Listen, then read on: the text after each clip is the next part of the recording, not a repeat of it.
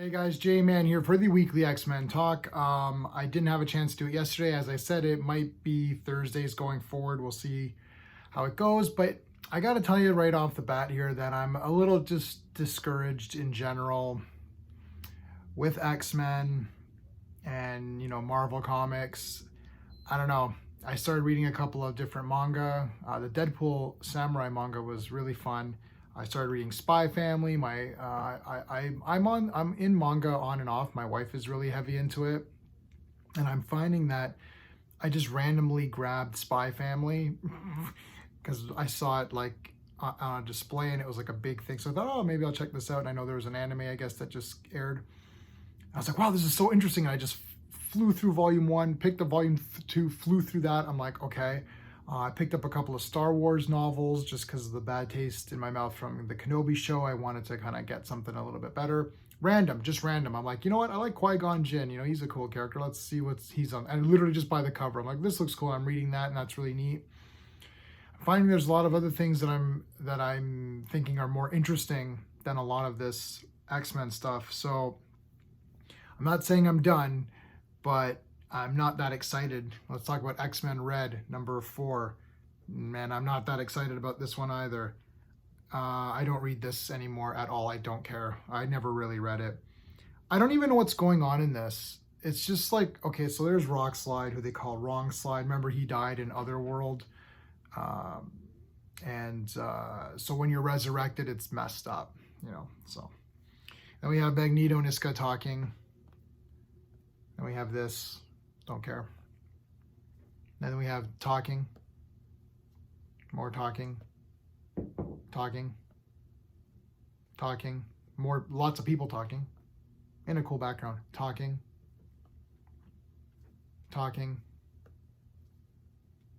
Standing. Talking.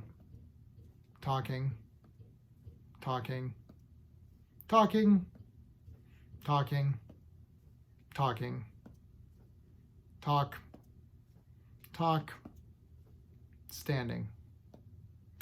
That is my review of X-Men Red. Are you serious? And I know there's going to be people who are going to be like, oh, well, it's development and all this. No, it's not. Nothing of any interest to me happened. Maybe some people are really interested. If you're interested, that's cool. Because I definitely want people to be excited about X-Men, okay? I don't want people to be like, oh, X-Men sucks. I don't want public opinion to be that X-Men sucks. I'm just telling you honestly, nothing happened in this comic. It's boring, and I don't care. It's really awful. Where is the damn fighting? I literally, you know what happened with X-Men for me? Is that I love the arcade game. My buddy Steve has the arcade 1-up version, which is actually a pretty good facsimile of the game. I'd love to have that in here. It'd be so good. I just don't have the space for it. So that game and Pride of the X-Men and even the 90s cartoon, that is like where I was like, wow, good action fights, right? I want action and I want excitement and I want fighting. I don't want people standing around the entire time talking. Of course, we need to have a storyline and we need to care about these characters, but a lot of the characters we already do care about. And I actually tend to get into the characters when they're doing stuff in motion. If they're just standing, literally this comic, they're standing and talking. This is not exciting to me. And there's not like anything super exciting going on while they're talking either. They're just standing there. So, go on a mission and talk while you're on the mission, or, I don't know, like remember when they used to have battles and then they would kind of talk while the battle was going on, you would figure out what's happening. That's what I liked about X-Men. I know maybe that's sort of a 90s thing and people are kind of like, meh on that entire run of the 90s stuff. But it was exciting, right? Obviously, the Bronze Age is the best age. Basically, giant-sized X-Men and that whole Chris Claremont thing. Right, but there was excitement going on. Like, Dark Phoenix Saga was like, what, 10 issues or something, if you count, depending on where you start the count for Dark Phoenix. I mean, these drag on forever. Like, nothing, like, tell me what happened. Like, what is this comic about? X-Force number 29. Awesome cover. That's for damn sure. That looks wicked. Kid Omega in his better costume. I like this costume. I think it's kind of neat. I do like the pink. I think it's kind of cool. It looks neat. So this is that Cerebrax.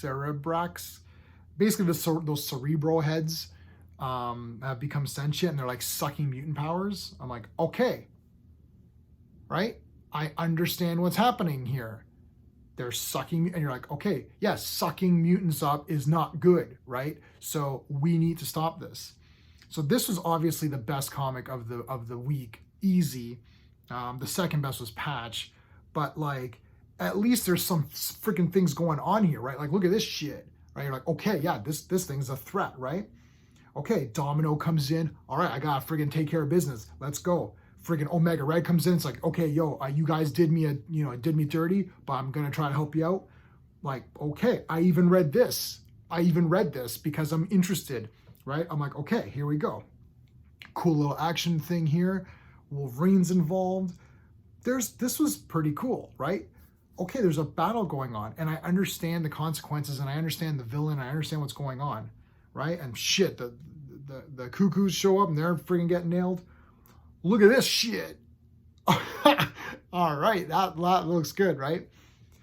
I mean, this is clearly the winner this week, right? There's freaking action going on. There's still story going on. I care about Kid Omega. I'm like, oh, well, what's going to happen, right? So, and there's stuff with Omega Red and Sage and everything. You can have character moments, but X-Men is about action, okay?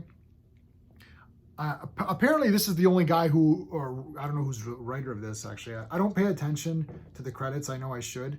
The reason I don't do that is that sometimes if I know someone wrote it and I just know in the background that they have said some weird things on Twitter or they're in fights on, I don't want that to ruin my experience of the comic.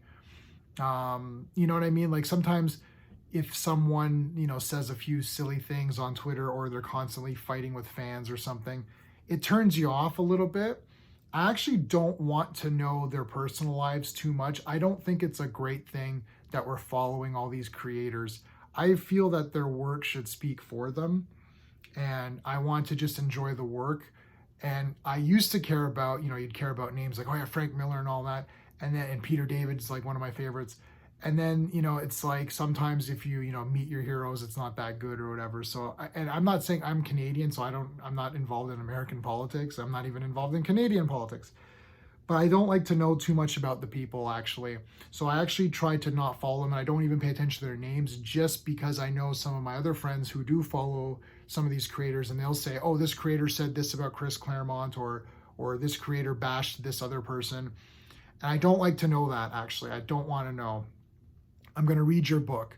It's an X-Men book. I'm going to give it a chance. If I think it's great, like this X-Force, I'm going to say it's great. If I thought it was like boring piss, like XMen Red, I'm going to say it.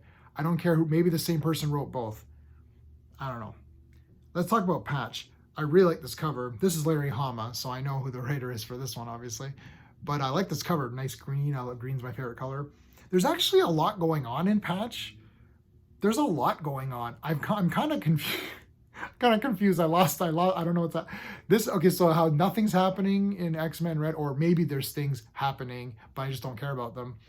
Patch, there's a lot of things going on, and I've just like kind of lost where I'm at here because there's just a lot to talk about. But I feel that maybe there's too much going on, too many characters with different agendas at the same time, that it's starting to become a little bit, not confusing. Oh yeah, confusing. It's a bit confusing. And then if I'm not that invested in the story, this is only like issue. What issue is this? 3 or 4? 3. Wow, 3. There's a lot going on. And I'll give you some examples when I talk about Sabretooth. But yeah, so there's a lot going on here. Good fights. Like Patch is awesome here, man. I'm a sucker for Wolverine. He's my top 10 favorite Marvel characters. He's a childhood favorite, dressed up as Patch for Halloween. Nobody knew who I was. When I was 16, I dressed up as Patch. Nobody knew who I was. But I love, look at this. That's cool, right? I like Patch. Wolverine is one of those characters where if he's in costume, it's awesome. I love the brown costume. If he's not in costume, it's still awesome. So he's one of those characters where I can take him in the costume or without. You know, like Spider-Man, if he's not in the costume, like what? You know, then it's pointless, right? But yeah, this is pretty good. I can't really, there's like these two mutants, they have a baby. So it's like the Russians are kind of after them. We've got Shield is involved in this, Nick Fury. It's kind of all over the place. I hope that they kind of streamline this a bit and get rid of some of these factions. I like the idea of like, you know, completely knowing what's going on, but it is interesting. I'm not saying it's bad. It was okay. I wish there's just a little bit too much going on. I think there's like a fine balance where that you have to reach. It hasn't gotten there, but not too bad. Sabretooth, which started out as a really interesting comic, nice cover, that I've now completely not care about at all. Sabretooth was imprisoned for crimes against humanity or whatever it was in Krakoa. Now, inside, it's like this sort of limbo, and now his mind has become the controlling element or whatever of this limbo that they're in, and other mutants are in there as well. So he's trying to get out, and there's a lot of meandering. There's a lot of like, yeah, I'm just here talking. Like, this looks really nice, right? Again, no action, there's talking. I don't think they're really developing any characters at all. It's just talking for random talking. If the storyline of this miniseries is that Sabretooth needs to escape from this limbo, and this is how he's going to escape, that would have been a 2-part issue in the Bronze Age, right? I mean, this would have been a 2-parter. I don't understand why this is taking so long. If this is what's going to eventually happen, he's going to get out and then that's all there's going to be. I mean, Days of Future Past is 2 comics, right? Dark Phoenix was 10 or whatever it is. You can maybe not, even if you don't count those, like, I don't know, like, you know, going to get Dazzler and stuff, that's kind of whatever. You know, Dark Phoenix, you probably shave off the first 2 or 3 issues of that, and it wouldn't really hurt the saga. I know Jason is in there, you know, manipulating Jean and all that, so that's somewhat important. That adds to it. But a lot of those first couple issues, like going to find Dazzler and stuff, like it's like, okay, I mean, that doesn't matter that much, right? I just feel that they're just meandering around with these comics. I don't know what it is. There used to be a lot more jam-packed excitement, and Sean and I are doing a stream tonight at 7:30 p.m. Eastern time, where we're talking about 90s comics. We're talking about the releases of September in 1990. We do occasionally do topics. We did Wildcats. We've done X-Force. We're going to do Cyberforce. And I always found that the 90s comics moved really fast. Like, it felt like you got a lot for your money. You paid your $2 or whatever it was. And there's a lot going on. There's a lot of great art, a lot of fun action, cool characters. And you're like, yeah, like, I feel like I got a lot out of this comic. These comics today, and I'm not just picking on Marvel or picking on X-Men, I'm picking on everything. DC is plagued with this problem as well. These meandering storylines where nothing is going on, that Tower storyline into the Batman, or was it Detective Comics? Oh my God, that was like the never-ending story. It's like, who cares? So Psycho Pirate's there and he's going to lose his mind. Like, let's get on with it. They really need to edit themselves. I mean, Jim Lee, we don't know what he's up to. Like, so where are the editors? Like, they got to come and say, listen, buddy, you got a story idea? Tell me your idea. Okay, well, Sabretooth's trapped, right? Yeah, he's trapped. Okay, so, well, what are you going to do? Well, I'm going to make him escape. And I think what's going to happen is his mind creates this world and he's able to talk to these other mutants, and then that can communicate with people outside and they can come together and try to break him out and everything. It's like, oh, cool. Okay. That's going to be like 5 issues. It's like, no, that's going to be 2. You don't need 5 or whatever this is going to be, 5 or 6. You can do that in 2. Yeah, but I want to develop. What are you developing? It's just, I'm not getting anything from Sabretooth. His character hasn't been developed in any unique way that I care about or see. Look, like, again, like, come on. Like, you going to sign this contract? No. I don't know. It's not that great. X-Force was the clear winner this week. Easy. I don't like this 4 books. It's hard for me to read all 4 of them, especially when most of them are boring. Yeah. Let me know what your thoughts are, guys. I know a lot of people are really liking this run, and I'm not sure.